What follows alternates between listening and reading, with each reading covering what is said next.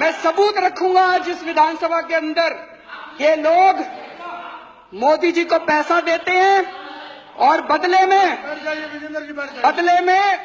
मोदी जी इनके खिलाफ income tax नहीं होने देते, नोटबंदी के पहले इन लोगों को बता देते हैं और इनका काम करवाते हैं।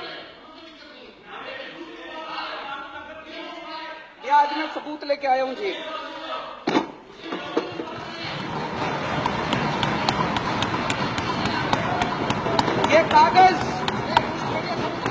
ये कागज मेरे कागज नहीं है जी, ये इनकम टैक्स डिपार्टमेंट के कागज हैं।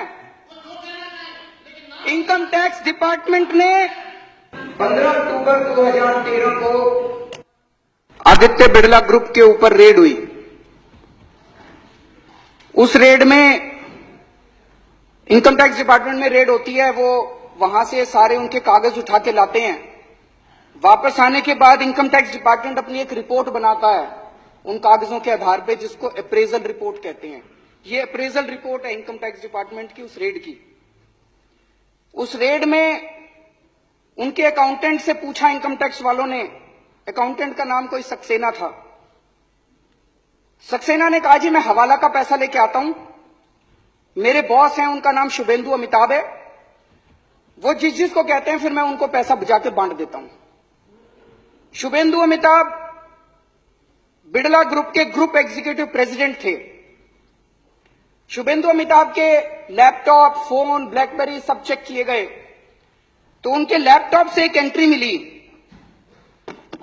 ये एंट्री है 16 नवंबर 2012 की। इसमें लिखा हुआ है गुजरात सीएम 25 करोड़ रुपए। गुजरात सीएम के आगे 25 करोड़ रुपए, ब्रैकेट में लिखा है 12 डन, 12 दे दिए, रेस्ट क्वेश्चन मार्क। तो ये उसके बाद इनकम टैक्स डिपार्टमेंट ने अपनी एनालिसिस की है। ये उसकी एनालिसिस की कॉपी है। एनालिसिस में इनकम टैक्स डिपार्टमेंट लिखता है, considering the highly incriminating nature of transactions in the data retrieved from the laptop and hard disk of Shubhendu Amitabh and evasive replies and unsubstantiated claims made by him, it would be imperative for the assessing officer to scrutinize the data available in seized documents, including the laptop and hard disk, and determine the quantum of income concealed by Shri Shubhendu. Appraisal report उसके बाद assessing officer के पास जाती है और assessing officer फिर 2 साल लगा के उसकी इनकम का असेसमेंट करता है, ऑर्डर करता है।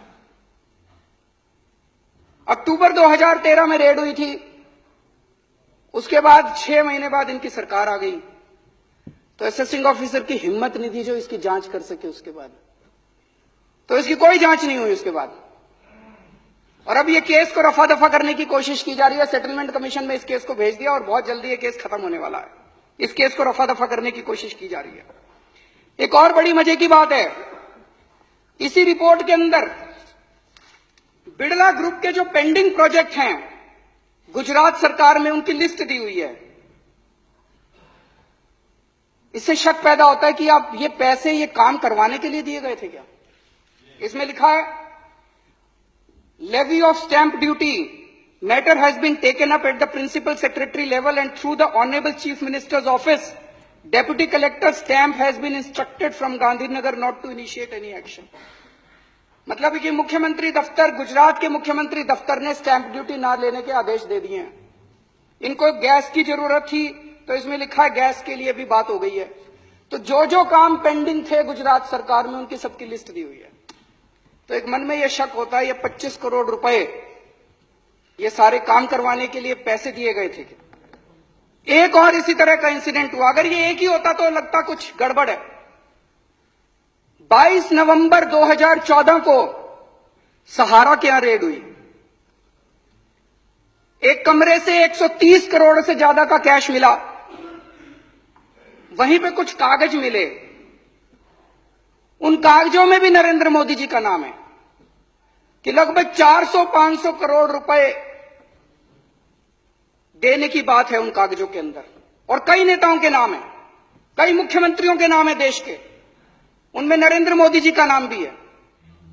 लेकिन इसकी अब जांच कौन करेगा। भारत के इतिहास में शायद आजादी के बाद पहली बार ऐसा हुआ है कि किसी प्रधानमंत्री का काला धन का जो खाता, बही खाता, हर बड़ा बड़ा जो भी बड़ा उद्योगपति खरबपति होता है उसका एक नंबर का खाता होता है और एक काले धन का खाता होता है। इतने करोड़ों का पैसा ऐसे ही थोड़ी दे देते हैं। काले धन के खातों के अंदर किसी प्रधानमंत्री का बाय नेम नाम आता हो, मुझे लगता है आजादी के बाद पहली बार ऐसा हुआ है।